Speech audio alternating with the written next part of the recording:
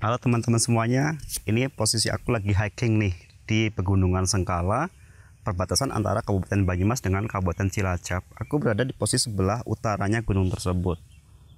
Oke, pada kesempatan kali ini saya akan membuka playlist ya berupa yang namanya kalkulus. Kalkulus itu matematika yang dasar banget ya. Oke, seperti apa kalkulus? Mari kita belajar bersama-sama ya.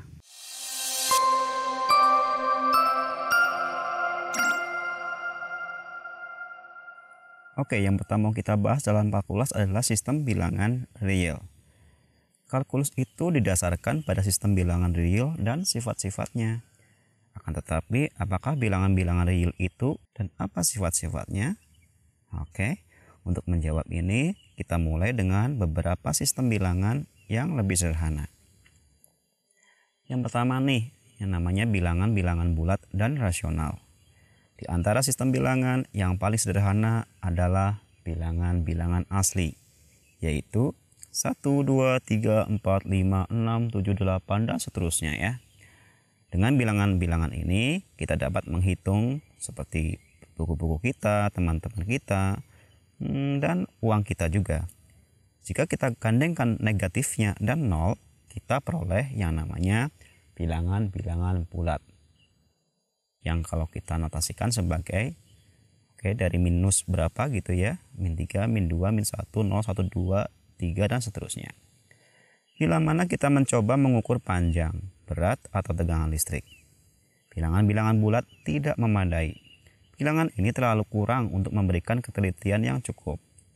Kita dituntun untuk juga mempertimbangkan hasil bagi atau rasio ya dari bilangan-bilangan bulat, yaitu bilangan-bilangan seperti 4/3, minus 7/8, 21/5, 19/-2, 16/2, dan mungkin ya min 17/1 juga sama ya. Oke, perhatikan bahwa kita menyertakan 16/2 dan minus 17/1, walaupun secara normal kita menuliskannya sebagai 8 dari 16/2 dan min 17 dari min 17/1, karena sesuai dengan arti pembagian yang biasa mereka sama dengan yang belakangan.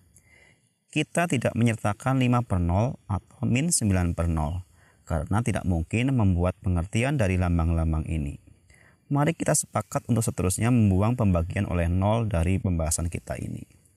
Bilangan-bilangan yang dapat dituliskan dalam bentuk m per n, di mana m dan n adalah bilangan-bilangan bulat, dengan n tidak sama dengan 0, ini disebut sebagai bilangan-bilangan yang rasional. Apakah bilangan-bilangan rasional berfungsi mengukur semua panjang? Ternyata tidak. Fakta yang mengejutkan ini ditemukan oleh orang Yunani kayaknya ya, orang Yunani kuno beberapa abad sebelum Masehi. Mereka memperlihatkan bahwa meskipun akar 2 merupakan panjang sisi miring sebuah segitiga siku-siku dengan sisi-sisi 1, seperti gambar berikut, bilangan ini tidak dapat dituliskan sebagai suatu hasil bagi dari dua bilangan bulat. Jadi akar 2 adalah suatu bilangan yang tidak rasional, tidak berasal dari rasio atau perbandingan dari bilangan bulat. Demikian pula berarti juga untuk akar 3, akar 5, pi ya, dan sekelompok bilangan lain. Oke, mari sekarang kita fokus ke bilangan-bilangan real. Sekumpulan bilangan yaitu rasional dan tak rasional yang dapat mengukur panjang bersama-sama dengan negatifnya dan juga nol kita namakan sebagai bilangan-bilangan yang real. Bilangan-bilangan real dapat dipandang sebagai pengenal atau label untuk titik-titik sepanjang sebuah garis mendatar. Di sana bilangan-bilangan ini mengukur jarak ke kanan atau ke kiri. Jarak yang berarah ya, dari suatu titik tetap yang disebut sebagai titik asal dan diberi label O atau origin. Walaupun kita tidak mungkin memperlihatkan semua label itu, setiap titik memang memiliki sebuah label tunggal bilangan real. Bilangan ini disebut sebagai koordinat titik tersebut. Dan garis koordinat yang dihasilkan diacu sebagai garis real. Terdapat lambang-lambang baku untuk mengenali kelas-kelas bilangan yang sejauh ini telah kita bahas. Mulai sekarang, ya kita boleh bilang ini N ya.